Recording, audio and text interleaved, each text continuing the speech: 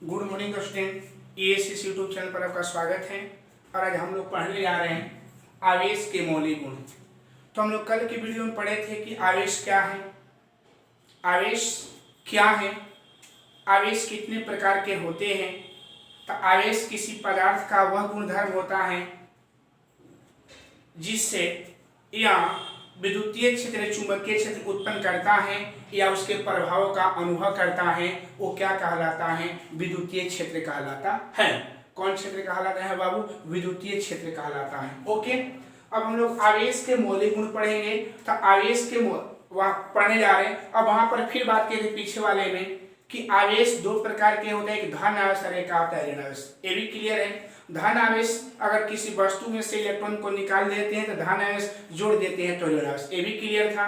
धन आवेश किसे कहते हैं? तो किसी वस्तु में इलेक्ट्रॉनों की कमी के कारण जो आवेश उत्पन्न होता है उसको धन आवेश, और वृद्धि के कारण जो आवेश उत्पन्न होता है उसको ऋण आवेश के नाम से हम लोग क्या करते हैं जानते हैं। ओके, चलिए उसके बाद हम पढ़े थे कि आवेश के मात्रक। तो आवेश के मात्रक कूलम होता है, सीजीएस मात्रक का स्टेट कूलम होता है, आवेश का बीमा एटी होता है, आवेश अदिश राशि है। ये 4 पॉइंट याद रखिएगा। कोई पूछेगा कि आवेश कैसी राशि है तो आवेश बोलिएगा अदिश राशि। ठीक है। आवेश का एसआई मात्रक का होता है कूलम होता है, आवेश का सीएस मात्रक का स्टेट कूलम होता है, आवेश का बीमा एटी होता है। ठीक है। फिर कल बताया था कि आवेश का संकल्पना। तो आवेश की संकल्पना में देखे थे कि आवेश की संकल्पना जो होता है इलेक्ट्रॉन के आधार पर दिया जाता है। क्यों? क्योंकि इलेक्ट्रॉन के आधार पर इसलिए दिया जाता है क्योंकि इलेक्ट्रॉन का जो दरम्यान होता है प्रोटॉन के दरम्यान से बहुत कम होता है, इसलिए जास्ती का स्थानांतरित हो जाता है। ओके, चलिए अब हम लोग पढ़ने जा रहे हैं इस वीडियो में आवेश के मौलिक गुण। तो आवेश के मौलिक गुण 4 होता है जो लाइन बाय लाइन हम लोग क्या करेंगे पढ़ेंगे। तो पहला है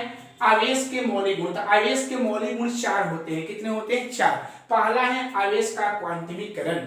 आवेश का क्वांटमीकरण पहला हम लोग क्या पढ़े? आवेश का क्वांटमीकरण कि आवेश का क्वांटमीकरण क्या है। ठीक है। तो इसका परिभाषा लिख दिए यहाँ पर, देखिएगा पहले समझाएं तब इसको समझाएं। क्या लिखे कि इसके अनुसार किसी वस्तु पर आवेश इलेक्ट्रॉन के आवेश का पूर्ण गुणज होता है जिसे आवेश का क्वांटमीकरण कहते हैं। और इस सिद्धांत में बताया गया था कि किसी पिंड पर पाए जाने वाले जो हमारा आवेश होता है हमेशा एक पूर्ण गुणज के रूप में होता है, मतलब पूर्णांक गुणज के रूप में होता है। कैसे समझा जाए ध्यान दीजिएगा। कल के वीडियो में पढ़े थे हम लोग कि Na बराबर Na प्लस, जैसे देखे थे कि इसमें इलेक्ट्रॉन निकाला गया था, इसमें इलेक्ट्रॉन जोड़ा गया था, इसमें इलेक्ट्रॉन का कमी हुआ था, इसमें वृद्धि हुआ था। और आप लोग जानते हैं कि 1 इलेक्ट्रॉन पर आवेश -1.6 × 10 के पावर -19। देखिए ये जो सिंबल लिख रहे हैं ना बाबू, ये इलेक्ट्रॉन को संकेत कर रहा है। चाहे ऐसे लिखे चाहे ऐसे लिखिए, हम शॉर्टकट में उसको दर्शा रहे, घबराइएगा मत। तो 1 इलेक्ट्रॉन पर आवेश कितना होता है? -1.6 × 10 के पावर -19 कूलम होता है। ओके, इसका सिद्धांत यही था कि मान लेते हैं कि हमारे पास कोई बॉडी है, एक कोई बॉडी है, और याद रखिए मार्कर का डब्बा है। तो मार्कर का डब्बा है जो क्या है, ऐसे पूछा जाए क्या पृथ्वी पर जितना भी वस्तुएं हैं क्या उस पर आवेश होता है कि नहीं? तो हाँ, आवेश होता है। एक कहना गलत है कि आवेश नहीं होता है।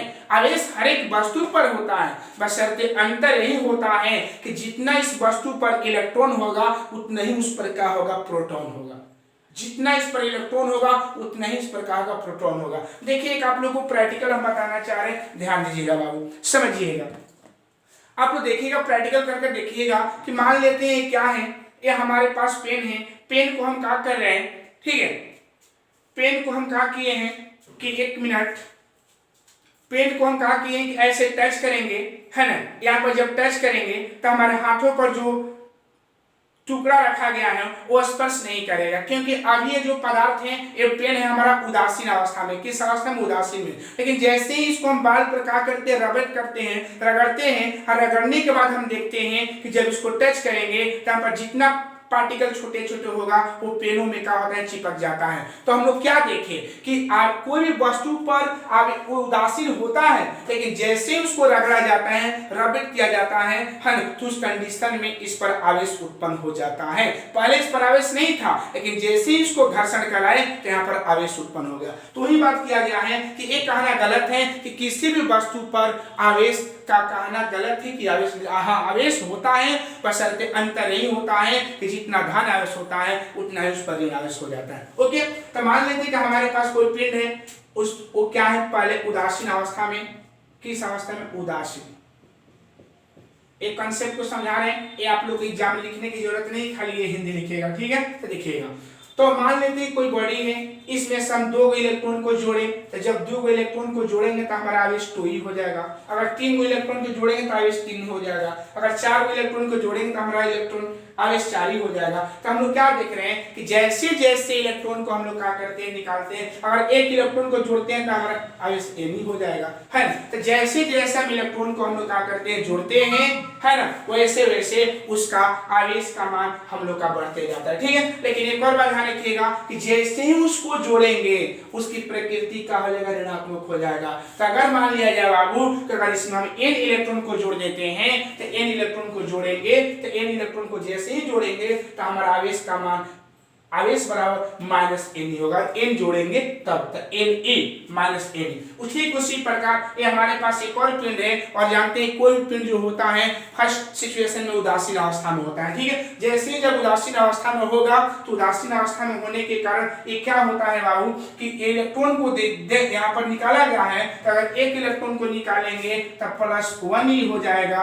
अगर 2 इलेक्ट्रॉन को निकालते हैं तो +2 ही हो जाएगा। अगर 3 इलेक्ट्रॉन को निकालते हैं तो +4 ही हो जाएगा। अगर 4 इलेक्ट्रॉन को निकालते हैं तो 4 ही, ठीक है? तो अगर n इलेक्ट्रॉन को निकालेंगे तो आवेश का मान +n ही हो जाएगा। तो कुल आवेश जब मेंशन करेंगे तो कुल आवेश बराबर +-n ही हो जाएगा। और n जो होता है एक संख्या है, याद रखिएगा कि n पूर्णांक गुणज है। याद है किसी भी वस्तु पर से इलेक्ट्रॉन को आधा नहीं निकाला जा सकता है, डेढ़ा नहीं निकाला सकते हैं। प्रकृति में कुछ ऐसी वस्तुएं होती हैं जिसको हम खंडन नहीं कर सकते, तो इलेक्ट्रॉन को खंडन किया जाता नहीं। इलेक्ट्रॉन सतत नहीं होता है, सतत का मतलब लगातार नहीं होता है, यानी एक के बाद 1.1 नहीं आएगा, 1.2 नहीं होगा, 1.3 नहीं होगा, 1.4 नहीं होगा, 1.5 नहीं होगा, बल्कि 1 के बाद 2 आएगा, 2 के बाद 3 आएगा, 3 के बाद 4 आएगा, 4 के बाद 5 आएगा, 5 के बाद 6 आएगा, है ना? तो याद रखिएगा कि किसी भी बॉडी पर हम मिनिमम इलेक्ट्रॉन जो दे सकते हैं 1 दे सकते हैं, और निकाल सकते हैं तो 1 निकाल सकते हैं। अगर जोड़ेंगे भी तो 1 से कम नहीं करेंगे, और निकालेंगे भी तो 1 से कम नहीं निकाल सकते। तो अगर आपसे कोई पूछेगा कि किसी बॉडी पर मिनिमम आवेश कितना होता है, न्यूनतम आवेश कितना पाया जाता है, तो आप क्या बोलिएगा, नीचे लिखवाएंगे। न्यूनतम आवेश जो हम लोग का पाया जाता है यहाँ पर नोट में डाल दे रहे हैं, ठीक है ना? किसी बॉडी पर, किसी पिंड पर न्यूनतम आवेश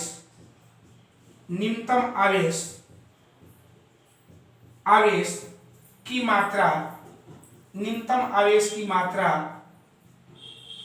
±1.6 × 10⁻⁻19 कूलम होता है।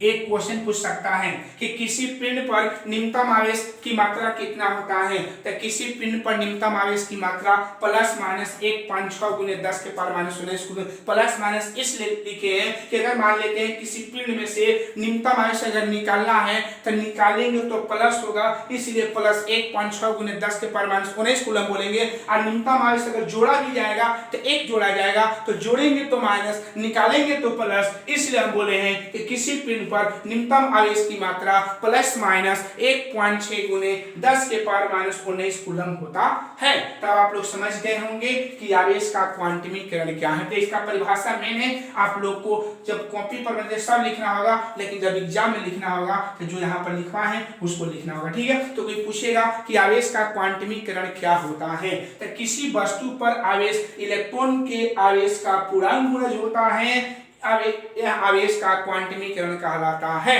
ठीक है? इसका हो गया। आवेश के क्वांटमीकरण का फार्मूला यहाँ लिख लीजिएगा, मेन फार्मूला यहाँ लिख रहे हैं, तो Q बराबर हम लोग का प्लस माइनस का हो जाएगा Ne। मेन फार्मूला यहाँ है, n का वैल्यू लिख दीजिएगा 1 ± यहाँ लिखिएगा +-1 +-2 +-3 ... ऐसे रहेगा। ओके, तो ये मेन आवेश का क्वांटमीकरण का परिभाषा है। ये आपके कंसेप्ट को क्लियर किए हैं और ये आपको परिभाषा लिखना होगा। तो कोई पूछेगा कि आवेश का क्वांटमीकरण क्या होता है, तो बोलिएगा कि किसी पिंड पर का आवेश इलेक्ट्रॉन का आवेश का पूर्ण गुणज होता है, जिसे हम आवेश का क्वांटमीकरण कहते हैं। और याद रखिएगा कि आवेश के क्वांटमीकरण का फार्मूला Q बराबर ±Ne होता है। n इलेक्ट्रॉन हो गया, a इलेक्ट्रॉन पर का क्या हो गया, आवेश। जहां Q बराबर आवेश बोलेंगे, फॉर्मूला है N बराबर इलेक्ट्रॉनों की संख्या, इलेक्ट्रॉनों की संख्या, और जो इलेक्ट्रॉनों की संख्या और E जो है इलेक्ट्रॉन पर का आवेश, इलेक्ट्रॉन पर का आवेश, इलेक्ट्रॉन पर का आवेश। तो ये आपका परिभाषा हो गया। तो ध्यान रखिएगा कि किसी पिंड पर पाए जाने वाले आवेश इलेक्ट्रॉन के आवेश का पूर्ण गुणज होता है, जिसे हम लोग आवेश का क्वांटमीकरण कहते हैं। आवेश के क्वांटमीकरण का परिभाषा Q बराबर प्लस माइनस Ne। Q को आवेश बोलेंगे, N को इलेक्ट्रॉनों की संख्या बोलेंगे, E को इलेक्ट्रॉन पर का आवेश बोलेंगे। याद रखिएगा बाबू, अगर आपसे कोई पूछेगा कि किसी पिंड पर न्यूनतम आवेश कितना पाया जाता है, तो आप बोलिएगा प्लस माइनस 1.6 गुने 10 के पावर माइनस 19 कूलम। अगर वही पूछेगा कि यदि किसी पिंड पर से न्यूनतम कितना इलेक्ट्रॉन को निकाला जा सकता है, ऑप्शन दिया रहेगा प्लस धनात्मक 1.6 गुने 10 के पावर माइनस 19 कूलम, ऋणात्मक 1.6 गुने 10 के पावर माइनस 19 कूलम। इनमें से कोई नहीं, जो भी देगा तो निकालेंगे तो प्लस, जोड़ेंगे तो माइनस। क्लियर है? तो ये आवेश का क्या हो गया, क्वांटमीकरण। क्लियर हो गया? तो आवेश का क्वांटमीकरण क्या होता है। ठीक है, अगला हम एक और इसका पॉइंट एक समझने चाह रहे हैं। देखिए कि क्या अगर मान लेते हैं कि किसी वस्तु पर जब आवेश दिया जाता है तो क्या उसके द्रव्यमान में परिवर्तन होता है कि नहीं। तो हम देखिए यहां लिखना चाह रहे, हेडिंग यहीं पर बड़ा है, द्रव्यमान में परिवर्तन, द्रव्यमान में परिवर्तन, द्रव्यमान में परिवर्तन। ओके, तो द्रव्यमान में जब परिवर्तन कहीं, तो मान लेते हैं, देखिए बाबू, मान लेते हैं कि हमारे पास m द्रव्यमान का कोई वस्तु है ना, m द्रव्यमान का वस्तु है, थोड़ा गौर करिएगा, m द्रव्यमान का वस्तु है और इसमें इलेक्ट्रॉन को निकाला गया है, इलेक्ट्रॉन की वृद्धि, इसमें इलेक्ट्रॉन की क्या है, कमी है, इलेक्ट्रॉन की कमी। तो आप लोग जानते हैं कि जब इलेक्ट्रॉन की वृद्धि होगा तो हम इसको m डैश मान लिए हैं, और जब इलेक्ट्रॉन की कमी होगा तो उसको हम m डबल डैश मान लिए हैं। ठीक है ना, ठीक है, हो गया बाबू, कोई दिक्कत। तो आप ही बताइए बाबू कि जब किसी वस्तु में से इलेक्ट्रॉन को हम लोग क्या करते हैं, अगर एक इलेक्ट्रॉन को निकालेंगे तो हम लोग क्या लिखेंगे, एक बात याद रखिएगा कि एक इलेक्ट्रॉन का जो द्रव्यमान होता है एक 9.1 गुने 10 के पावर माइनस 31 kg होता है। एक इलेक्ट्रॉन का द्रव्यमान है, मास ऑफ इलेक्ट्रॉन कितना होता है, तो 9.1 गुने 10 के पावर माइनस 31 kg होता है। तो आप ही बताइएगा बाबू कि जब हम लोग इसमें से इलेक्ट्रॉन को क्या करेंगे, तो दरम्यान में परिवर्तन हम पढ़ने जा रहे हैं। तो माना कि कोई m दरम्यान की वस्तु है और कोई वस्तु जो होता है पहली सिचुएशन में क्या होता है, उदासीन होता है। क्या होता है, तो वस्तु है जिसका दरम्यान m है, वो क्या है, उदासीन है। क्या है, उदासीन है। अब ध्यान दीजिएगा बाबू, जब उदासीन है तो मान लेते हैं कि इसमें से एक इलेक्ट्रॉन को वृद्धि हुआ है तो जोड़ा गया है तो इस पर प्लस आया होगा, और इस पर निकाला गया है तो क्या होगा, हानि आया होगा। तो वृद्धि वाले को m डैश मान लिए हैं और कमी वाले को m डबल डैश माने हैं। तो मान लेते हैं बाबू कि एक इलेक्ट्रॉन का दरम्यान कितना होता है, माइनस 9.1 गुने 10 के पावर माइनस 31 kg। तो अगर मान लेते हैं कि जब एक इलेक्ट्रॉन को निकालते हैं, तो थोड़ा समझिएगा बाबू, यहाँ पर समझने के लिए, जब एक इलेक्ट्रॉन को निकालते हैं तो हमारा एक इलेक्ट्रॉन गुने एक इलेक्ट्रॉन का दरम्यान प्लस होगा कि वृद्धि होगा कि निकाल रहे हैं। अगर 2 इलेक्ट्रॉन को निकालेंगे तो यहाँ 2 गुने 1 इलेक्ट्रॉन का दरम्यान, अगर 3 इलेक्ट्रॉन को निकालते हैं तो दरम्यान में जो वृद्धि होगा 3 गुने 1 इलेक्ट्रॉन का दरम्यान, अगर 4 इलेक्ट्रॉन को निकालते हैं तो दरम्यान वृद्धि गुने 4 गुने 1 का इलेक्ट्रॉन का दरम्यान। ठीक है, लेकिन अगर वहीं अगर n को निकालते हैं तो हमारा क्या बन जाएगा, Ne हो जाएगा।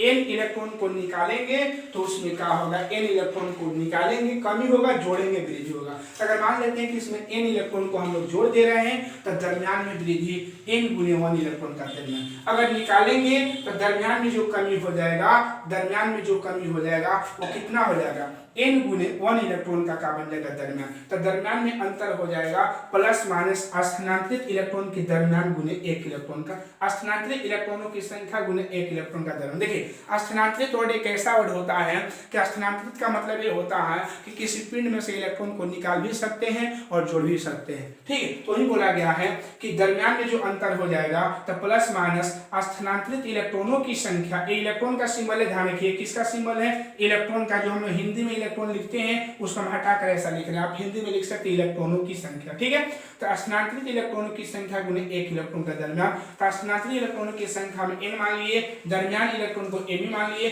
m का मान इतना हो जाएगा। तो हम लोग क्या देखे बाबू कि सबसे ज्यादा दरमियान किसका होगा, इलेक्ट्रॉन जिसमें उदास जो किसका होगा, ऋणावेशित वस्तु का होगा, उसके बाद किसका होगा, उदासीन का होगा, उसके बाद किसका होगा, धनावेशित वस्तु का होगा। ठीक है, तो हम लोग क्या देखें यहाँ पर नोट में कि m डैश बड़ा होगा, फिर m बड़ा होगा, फिर m डबल डैश, यानी ऋणावेशित वस्तु का दरमियान उदासीन वस्तु के दरमियान से अधिक होता है, जबकि धनावेशित वस्तु का दरमियान उदासीन वस्तु से क्या होता है, कम होता है। ओके, तो याद रखिएगा कि हम लोग क्या देखिए कि अगर किसी वस्तु को आवेशित किया जाता है तो उसके द्रव्यमान में परिवर्तन होता है।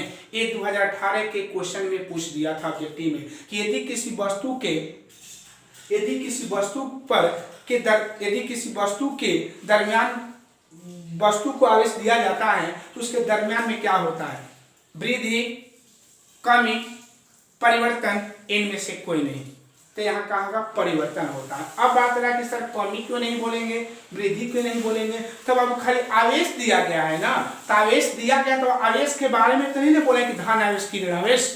अगर वहां धन आवेश बोलेगा तब हम बोलेंगे कि उस दरमियान में कमी होगा, ऋण आवेश देंगे तब हम बोलेंगे कि वो क्या होगा, उसमें क्या होगा, वृद्धि होगा। लेकिन आप ही बताइए बाबू कि उसमें खाली ये बोला गया है कि यदि किसी पिंड को आवेशित कर दिया जाए, यदि किसी पिंड को आवेशित कर दिया जाए तो उसके दरमियान में क्या होगा, परिवर्तन हो जाएगा। यदि किसी वस्तु को ऋण आवेशित कर दिया जाए तो उसके दरमियान में कमी हो जाएगा। यदि किसी वस्तु को वृद्धि हो जाएगा, यदि किसी वस्तु को धनावेशित कर दिया जाए तो उसके दरमियान में कमी हो जाएगा। तो क्लियर समझ गए होंगे बाबू। तो देखिए इसमें से एक परिभाषा है, मेन था आप लोग का आवेश का क्वांटमीकरण। तो किसी पिंड पर पाए जाने वाले आवेश पूर्णांक गुणज के रूप में पाया जाता है, जिसे आवेश का क्वांटमीकरण कहते हैं।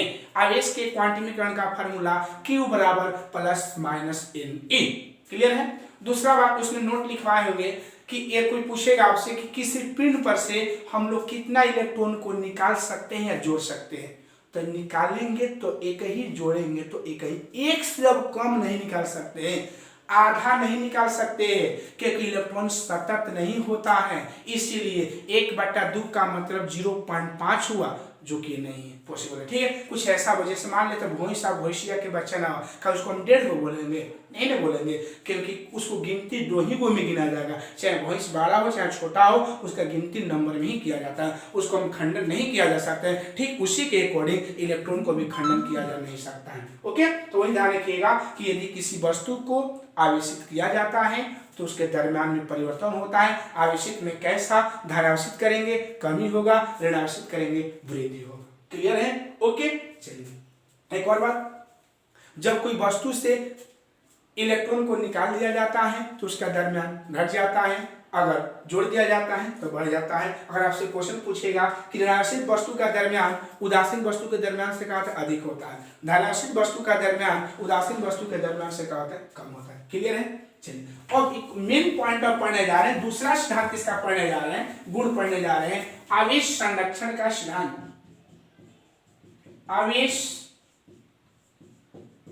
संरक्षण, आवेश संरक्षण का सिद्धांत, आवेश संरक्षण का सिद्धांत हम लोग क्या पढ़ने जा रहे हैं बाबू, आवेश संरक्षण का हम लोग सिद्धांत पढ़ेंगे। ओके, तो दूसरा है आवेश संरक्षण का सिद्धांत। हम लोग दूसरा इसका गुणधर्म पढ़ने जा रहे हैं, आवेश के आवेश संरक्षण का सिद्धांत, conservation of charge, principle conservation of charge. ठीक है, तो बोला है किसी विलगती निकाय का कुल आवेश प्रक्रिया के पूर्व और प्रक्रिया के बाद बराबर होता है।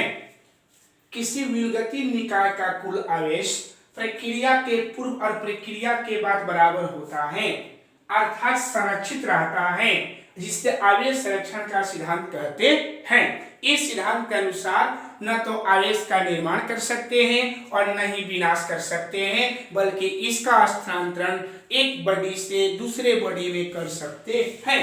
जिससे हम लोग आवेश संरक्षण का सिद्धांत कहते हैं। समझिए पहले विलगति वो मतलब होता है कि विलगति का मतलब कि वैसा निकाय जिसमें हम न तो आवेश को ला सकते हैं और नहीं तो आवेश को निकाल सकते हैं। विलगति निकाय न तो जिस रूम में हवा पास कर सकता है और नहीं हवा को हम निकाल सकते हैं, तो उसी को हम लोग कौन निकाय बोलते हैं? विलगति निकाय के नाम से हम लोग कहा करते जानते हैं। तो विलगति निकाय समझ सकते कि वैसा निकाय है ना, वैसा निकाय जिसमें न तो आवेश को ला सकते हैं और नहीं आवेश को बाहर निकाल सकते हैं, उस निकाय को हम विलगति निकाय के नाम से हम लोग क्या करते जानते हैं। तो कोई पूछेगा बाबू कि विलगति निकाय क्या है, तो आप लोग क्लियर बता दीजिएगा कि वैसा निकाय जिसमें न तो आवेश को ला सकते हैं और नहीं आवेश को बाहर निकाल सकते हैं, तो उस निकाय को हम लोग विलगति निकाय के नाम से क्या करते जानते हैं।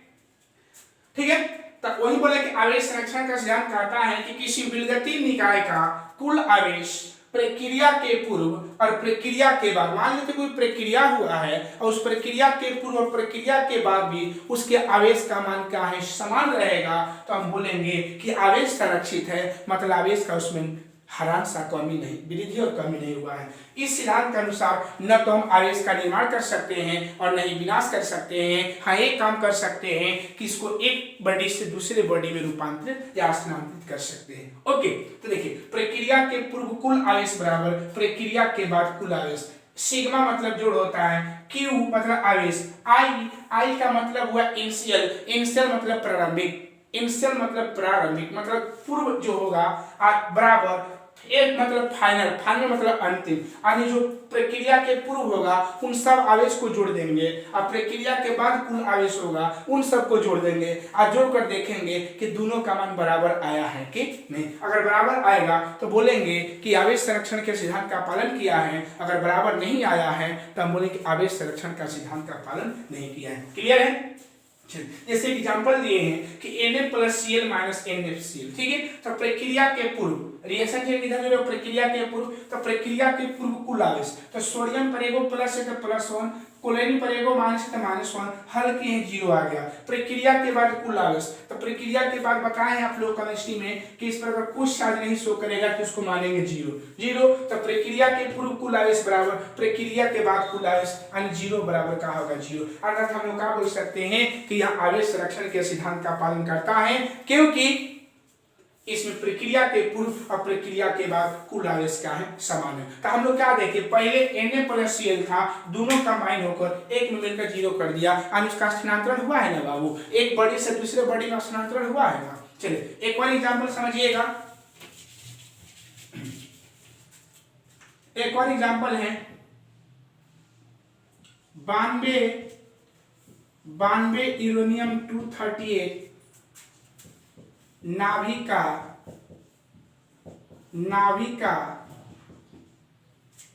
का अल्फा कण द्वारा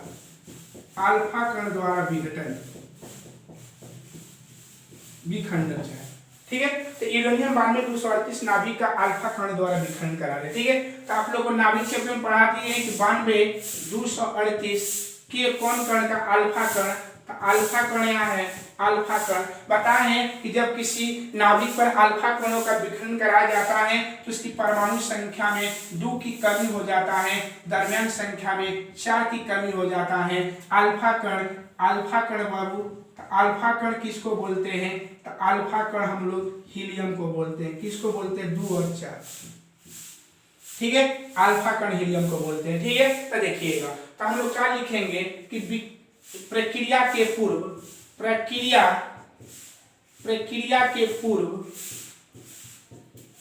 कुल आवेश, प्रक्रिया के पूर्व कुल आवेश बराबर कितना है? 92 हो जाएगा। अब लिखेंगे प्रक्रिया के बाद कुल आवेश, तो प्रक्रिया के बाद हम लोग का जो कुल आवेश होगा वो कितना हो जाएगा? 90 + 2 = 92। क्लियर हो गया? अब हम लोग क्या करेंगे, यहाँ पर 92 अब लिखेंगे। अब प्रक्रिया के पूर्व कुल आवेश बराबर प्रक्रिया के बाद प्रक्रिया के बाद कुल आवेश, इसका भी 9 है, इसका भी 9 है। अतः यहाँ आवेश संरक्षण के सिद्धांत का पालन किया है। आवेश संरक्षण के सिद्धांत का पालन किया है। तो ये हम लोग का क्या है, आवेश संरक्षण का सिद्धांत हुआ। ठीक है, तो वही बोला गया है कि आवेश संरक्षण का सिद्धांत यही है कि किसी विलगती निकाय का कुल आवेश प्रक्रिया के पूर्व या प्रक्रिया के बाद बराबर होता है या संरक्षित रहता है, जिसे हम लोग आवेश संरक्षण का सिद्धांत कहते हैं। इस सिद्धांत के अनुसार न तो आवेश का निर्माण कर सकते हैं और न ही विनाश कर सकते हैं। हाँ, उसका रूपांतरण एक पिंड से दूसरे पिंड में का है कर सकते हैं, या एक वस्तु से दूसरे वस्तु में हम लोग कर सकते हैं। ठीक है, तो इसको हम बोलते हैं आवेश संरक्षण का सिद्धांत। ओके, अब बोला गया है कि इसका है कि प्रक्रिया के पूर्व कुल आवेश बराबर प्रक्रिया के बाद कुल आवेश। जैसे एग्जाम्पल आप लोगों को पहला दे, दूसरा है कि यूरेनियम 9238 नाभिक का जब अल्फा कणों द्वारा विखंडन कराया जाता है, तो जब जानते हैं कि अल्फा कण हीलियम को बोलते हैं और अल्फा कण का विखंडन कराते हैं तो उसकी परमाणु संख्या में 2 की कमी और द्रव्यमान संख्या में 4 की कमी होता है। ओके, जब किया गया है कि यूरेनियम पहले था किसमें, थोरियम में चला गया, तो एक वस्तु यूरेनियम था, दूसरा वस्तु किसमें हुआ, थोरियम में गया कि नहीं, तो एक वस्तु से दूसरे वस्तु में इसका स्थानांतरण हुआ ना। अच्छा, तो प्रक्रिया के पूर्व कुल आवेश 92 है, प्रक्रिया के बाद कुल आवेश 90 + 2 = 92 है, और प्रक्रिया के पूर्व कुल आवेश बराबर प्रक्रिया के बाद कुल आवेश 92 = 92। अतः आवेश संरक्षण के सिद्धांत का पालन करता है। अतः आवेश संरक्षण के सिद्धांत का पालन किया है या करता है, इसलिए हम बोलेंगे कि एक आवेश संरक्षण का सिद्धांत है। चलिए, अब हम लोग अगला गुण पढ़ेंगे, आवेश युज होता है। तीसरा हम लोग का गुण है आवेश युज होता है। आवेश युज होता है, आवेश युज होता है। तीसरा गुण है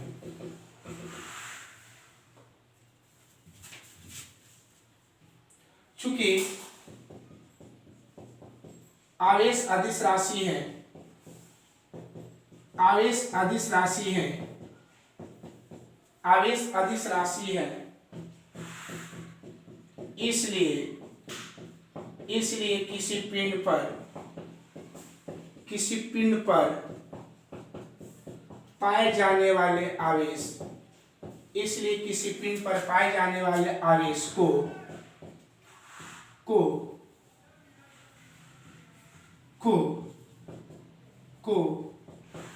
पिंड पर दिए गए चिन्हों के साथ, पिंड पर दिए गए चिन्हों के साथ जोड़ दिया जाता है, चिन्हों के साथ जोड़ दिया जाता है, जिसे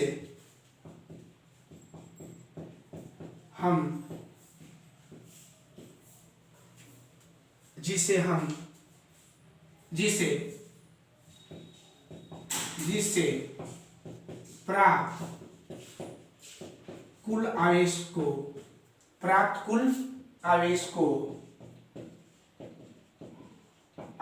युज कहते हैं। आवेश युज कहते हैं। जैसे माना कि एक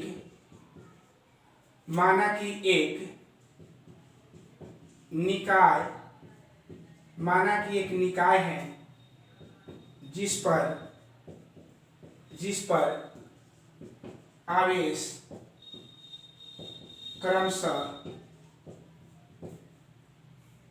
क्रमशः Q1 Q2 Q3 Q1 आवेश वितरित हैं, तब इस निकाय का कुल आवेश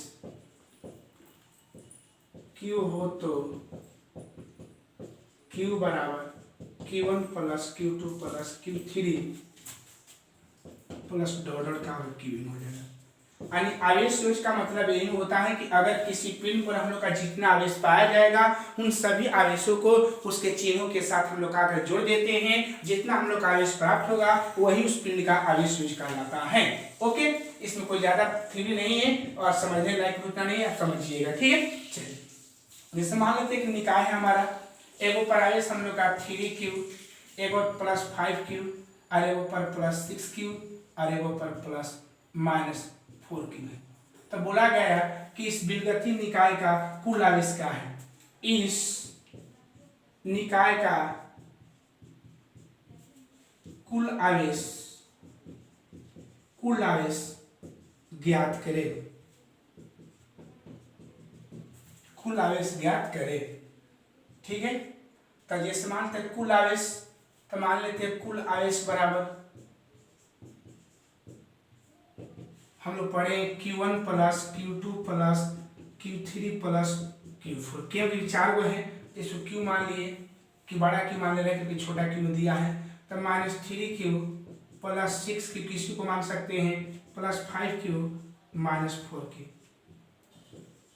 क्या है 6 5 11Q माइनस 7Q और 12Q कितना 4Q, यही हुआ कुल आवेश। और इसी कुल आवेश को हम लोग क्या बोलते हैं, आवेश क्यूज बोलते हैं। ठीक है ना, तो आप लोग समझ गए होंगे कि आवेश के मौलिक गुण 4 होते हैं, जिसमें 3 को हम बात कर दिए हैं। अगला जो चौथा है उसको अगले वीडियो में हम लोग पढ़ेंगे। तो आवेश के 3 गुण होते हैं, आवेश संरक्षण का सिद्धांत, आवेश का क्वांटमीकरण, आवेश योज्य होता है। आवेश तो इसका मतलब ये होता है कि चूंकि हम जानते हैं कि आवेश अदिश राशि होता है, इसलिए किसी पिंड पर पाए जाने वाले आवेश उनको चिन्हों, उस दिए गए पिंड पर आवेश को चिन्हों के साथ जोड़ दिया जाता है, वही कुल आवेश हम लोग का आवेश यूज कहलाता है। माना कि एक निकाय है जिस पर आवेश क्रम से इतना इतना इतना इतना है, आवेश विपरीत है, तब इस निकाय का कुल आवेश क्यों हो, इतना हो जाएगा। एक क्वेश्चन है। ठीक है, तो इस वीडियो में इतना ही। जय हिंद, जय भारत। अगर ये वीडियो पसंद आया होगा तो लाइक और सब्सक्राइब करना न भूलिएगा।